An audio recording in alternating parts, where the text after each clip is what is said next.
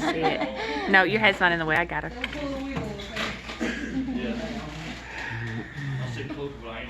Okay. Be really still.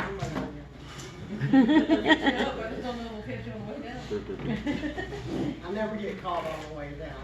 Ask Steven. I met yesterday in slow motion. He said it was even slow motion. I couldn't catch it. He just watched you fall. I had my hands full of her stuff too. So. I did good. I looked around. Okay, I'm gonna ask that we bow our heads in prayer before I start. Heavenly Father, I humbly come before you and ask that you use my words to encourage somebody here and make a difference in their lives. I ask this in Jesus' name. Amen. My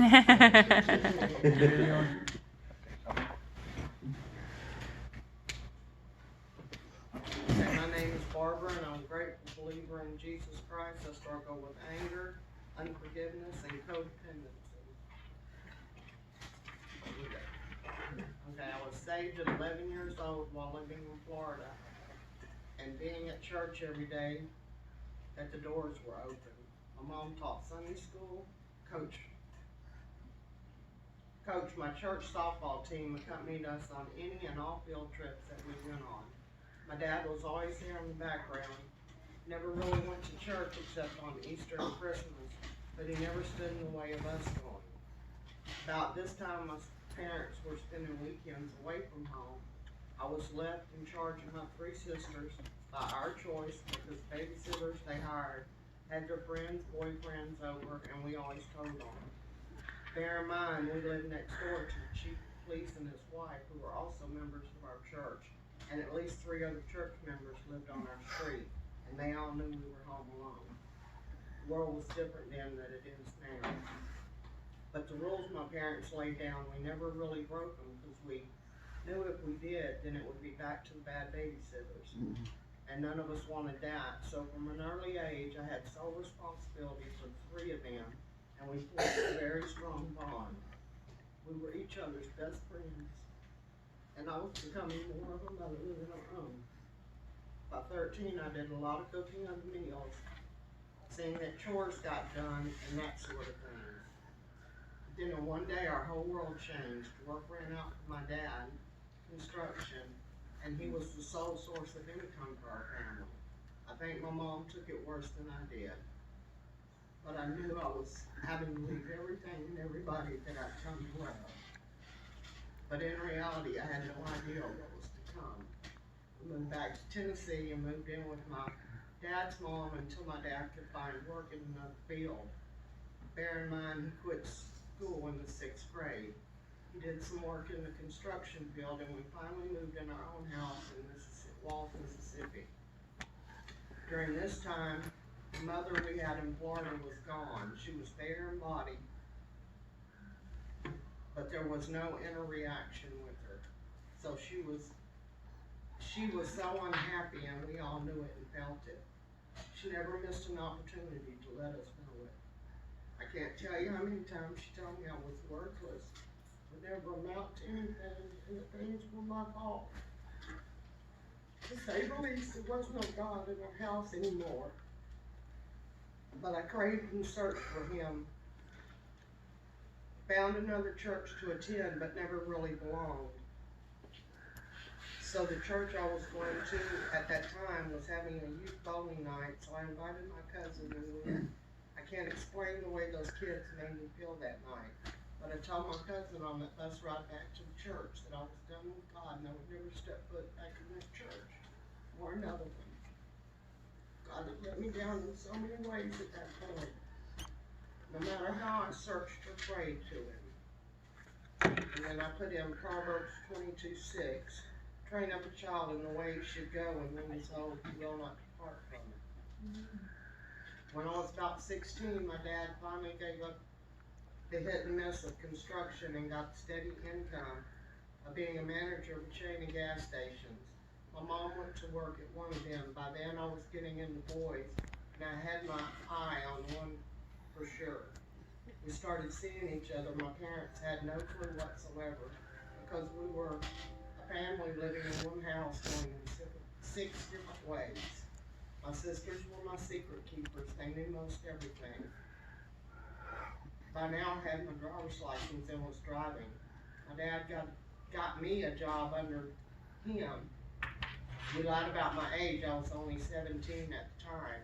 So he worked me at the stations that didn't sell alcohol.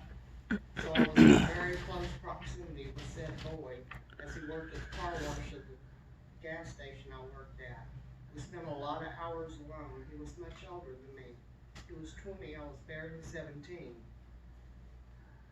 So before long, sex was introduced into the picture, and I really wasn't sure, but I knew if I didn't, there were others that would. And in my mind, sex equaled love. Was I in for a rude awakening? But I got pregnant with my first child very quickly. I was scared of what was to come, but not of being a mom, because finally I would have a love that would never go away. And again, through the years, I learned that this is not true. I cannot put into words the disappointment in my parents' eyes when they found out. So when all was said and done, I chose to get married, and they backed me. If it was what I really wanted, they offered to raise my baby as their own if I wanted. Was a swift and hard no on that one. They tried to warn me against marriage to Donnie as he drank and lived a different lifestyle than I had ever seen or experienced. But I had my heart set on my happily ever after. So at 17, got married, moved to California very far away from my sisters who had been my world for all my life, and my parents and anyone I loved. It wasn't long before Donnie and I had split, and here I was alone again.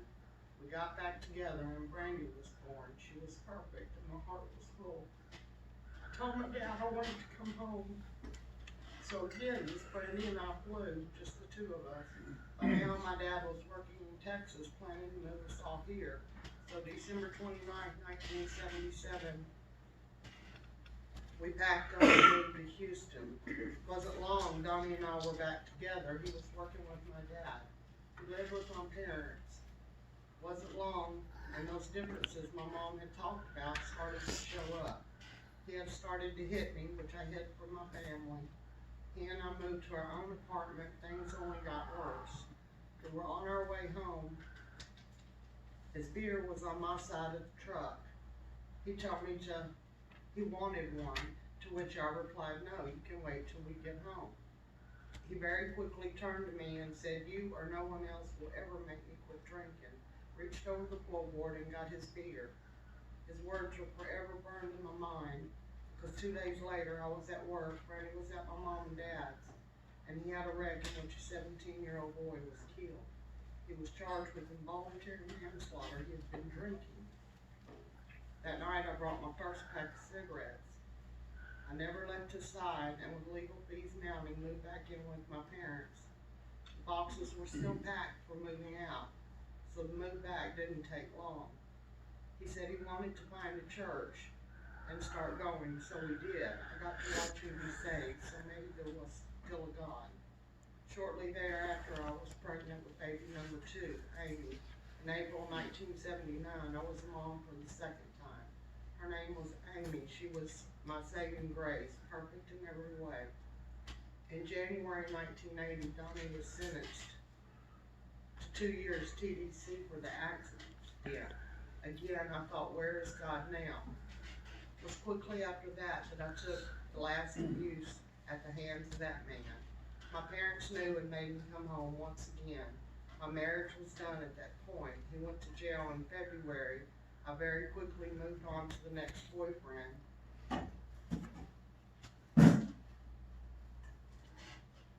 Onto another bad choice. 2 years later, by myself again, back home with my parents, living in Alvin this time.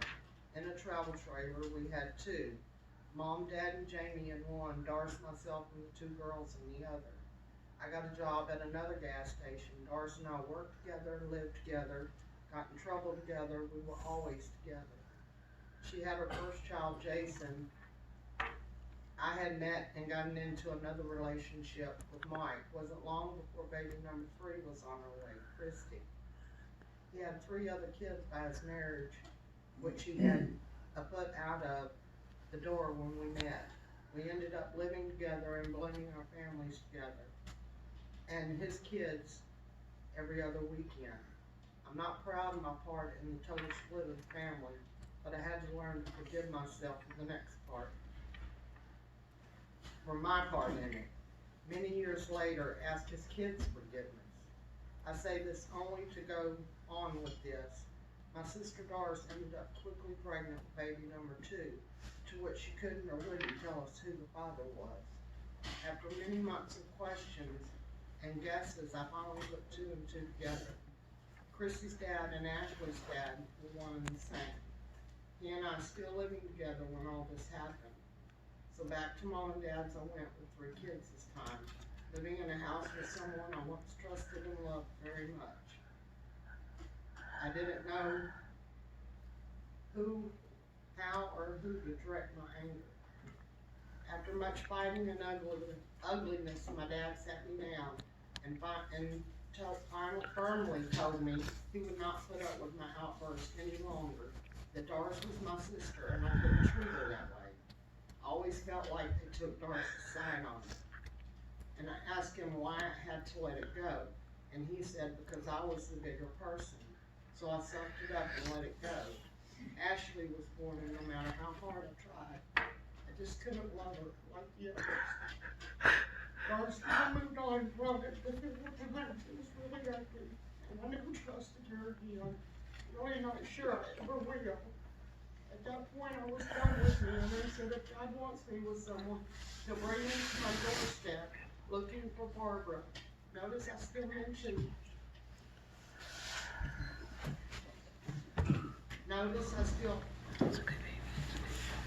God, having no relationship with him at all on my part. And remind number 2, going up in front of my house, saying, where's this Barbara person I've heard so much about? Doris and Jan had an active nightlife back then. I got up at 5 a.m. to go to work, so no nightlife for me. I never knew who was going to be in my house when I woke up. But some of the guys Doris and Jan ran with told his brother about the good girl Barbara. I just happened to be there because I had 2 pulled, so swollen face and all we went.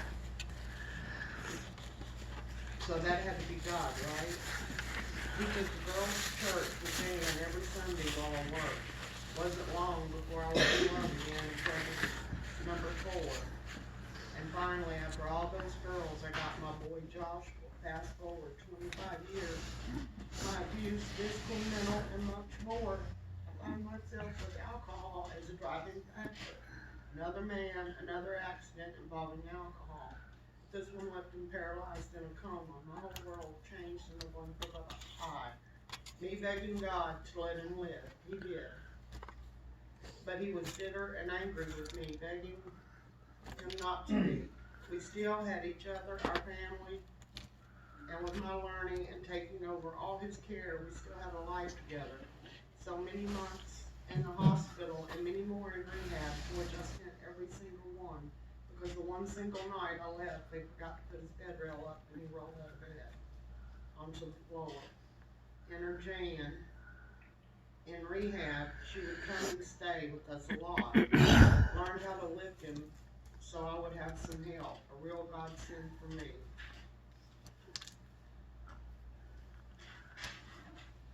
Towards the end of rehab, with an outdate given and I was getting the trailer modified, Jan stayed days on end there so that I could see that he was safe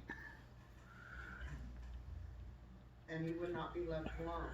At this point, none of his family was active in this journey. In the times I would break down and say I couldn't do it or doubt myself, Jan was always there for me. As time went on and he remained very ugly and abusive to me, Jan declared she couldn't stand by and watch it, so she left. leaving me all alone on an island by myself. No one for me to cry to anymore, and believe me when I say I cried every single day. With the help of a neighbor who had been raised all his life with my kids, I was able to get him in and out of bed, showered and changed every day. After a while, my cousin Mike and his wife Sherry came and helped with the lifting. Her taking over the cooking, I was able to eat and take care of him. It's what my life consisted of at this point. To say I never had moments of anger at him for being so selfish as to make this choice for both our lives would be a big fat lie and not true. He still was mean, ugly, and bitter about it all. My grandson was about 7 at this time and stayed with me every summer of his life, and I wanted this to be as normal for him. So there he was, the love of my life. Talking about my grandson. When Mike would be ugly and yell hateful things to me, he would hear it all. Me being me, never standing up for myself, would find a corner, cry it out, and be back for more. Till the day he tried to hit me from that wheelchair with arms and hands that no longer worked. As I laughed in his face and told him never again would he lay hands on me. Was I right? No, but it felt good. Then the words got worse and from a little Josh, till I could just no longer take it and said, I'm done. I don't love you, but will take care of you forever because I felt it was the right thing to do. He said no, he was leaving to call his mom, and I did. So for the very first time in my life, I found myself totally and truly alone. All my kids were grown with their own families. Every sound at night was amped up in my mind.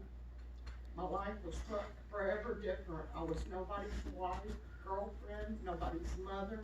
Well, they didn't need me to care for them on the daily.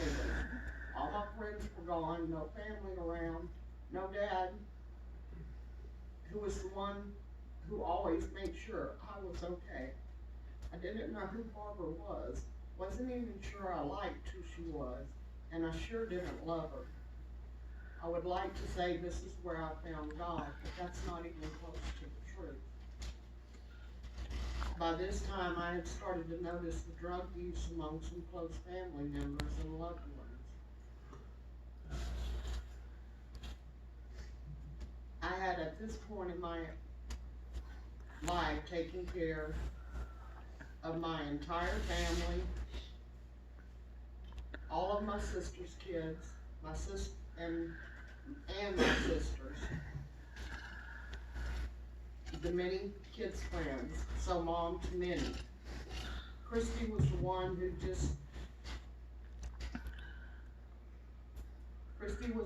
was just all up in my face with it. I hardly ever saw her sober, but things took a quick turn. She was always so angry, and at some point she started coming at me with loads of questions about the Bible and God.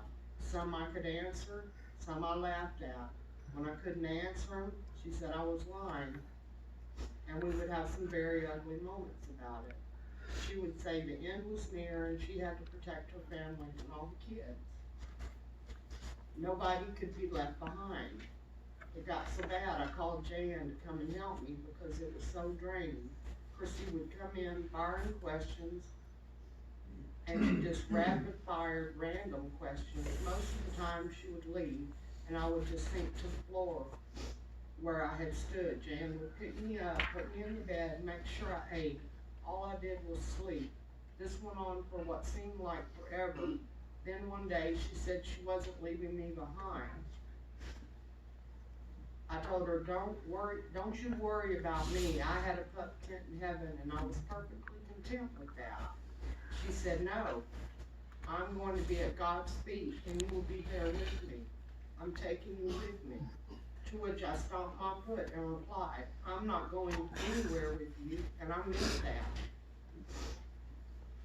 that.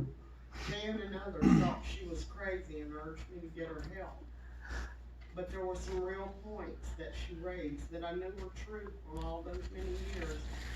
ago when I went to church. There was enough truth that I just took a different view on it. So I played her game. She said the only way she could get the rest of the family was that if I helped her, because they would believe me.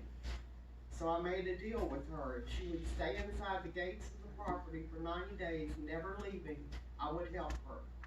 People came to see the crazy Christy, and I would tell them she wasn't crazy. They would say, well, whoever she is, we like her better. She's singing, dancing, and happy, and very vocal about her God. She started attending church. I would take her and sit in the parking lot while she attended. We would talk about what had been taught. I didn't even realize she was taking me with her. But by now, she was attending Faith Family Fellowship because somewhere she had met a man named Bert Perez. So here I go taking her again. I'm going to stay in the car once again, but somehow she convinced me to go inside. I didn't really want to, but I did. Little did I know what God had in store for me. As I climbed out of my car, Sergeant Sue was walking by, and he stopped me right there and introduced himself and her to me. Told me how happy he was that I was there.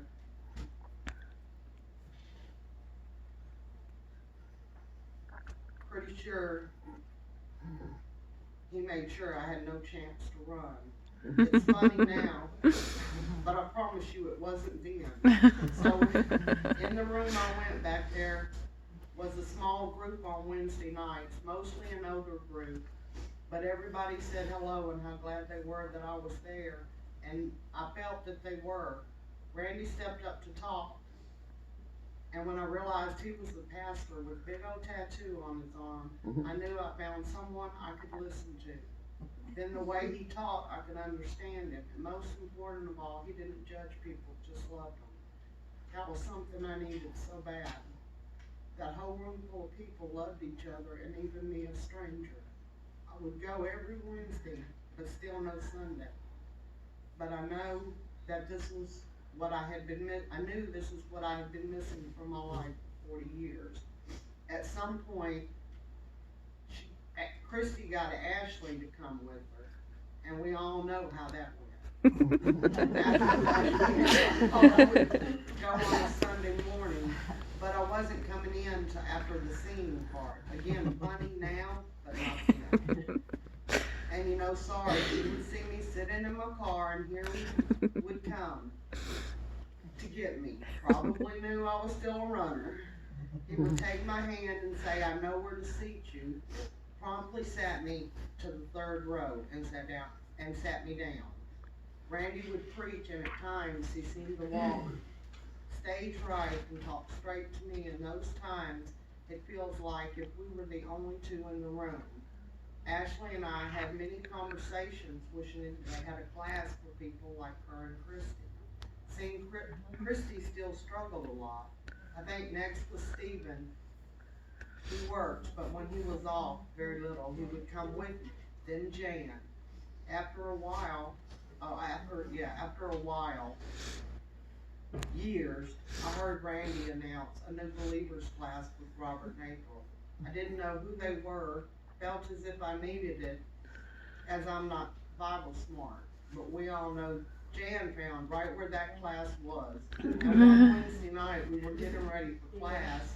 She came in, grabbed her stuff off the table, and I said, hey, where are you going? She replied, the new believers class. So I jumped up real quick and followed her. She didn't even ask me if I wanted to go.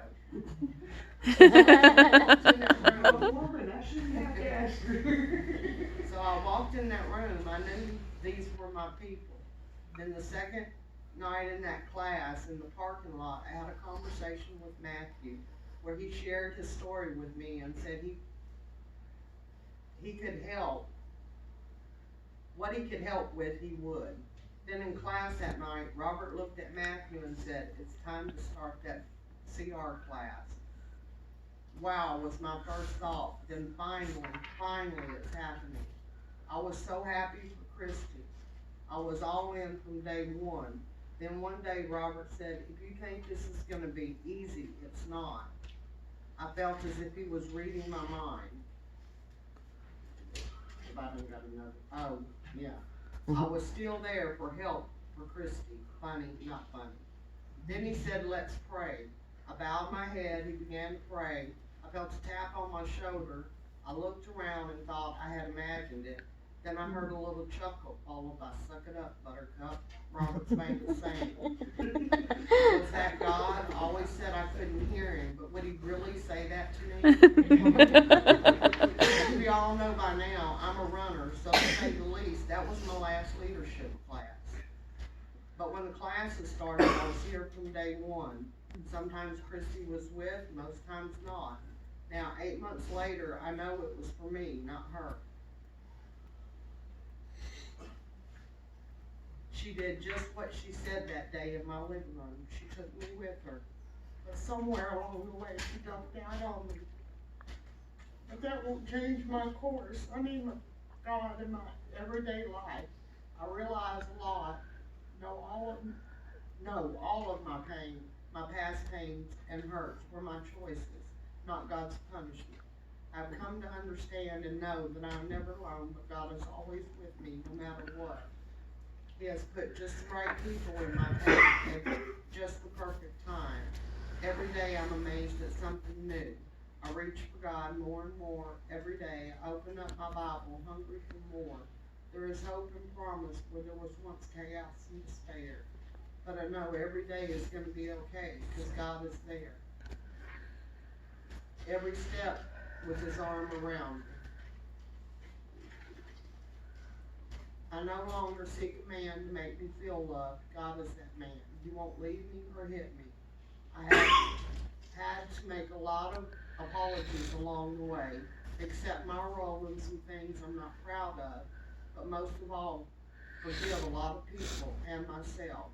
As God has shown me things, I try to be quick to acknowledge them and respond. Am I perfect? Lord, no, and I never will be. But I pray I'm always quick to right a wrong. Now my goal is not to leave behind anybody I love. Funny to me how I can even stand here and say that when 7 or 8 years ago, I stomped my foot down so very hard that day and said very angrily, I'm not going anywhere with you. God won me today, and I'm very thankful for it. And then, another scripture. John 10:10, Jesus said, the thief does not come but to steal, kill, and destroy. I have come that you may have life and that you have it more abundantly. And my question for small groups is, what has Satan stolen from you that you need God to restore? Amen.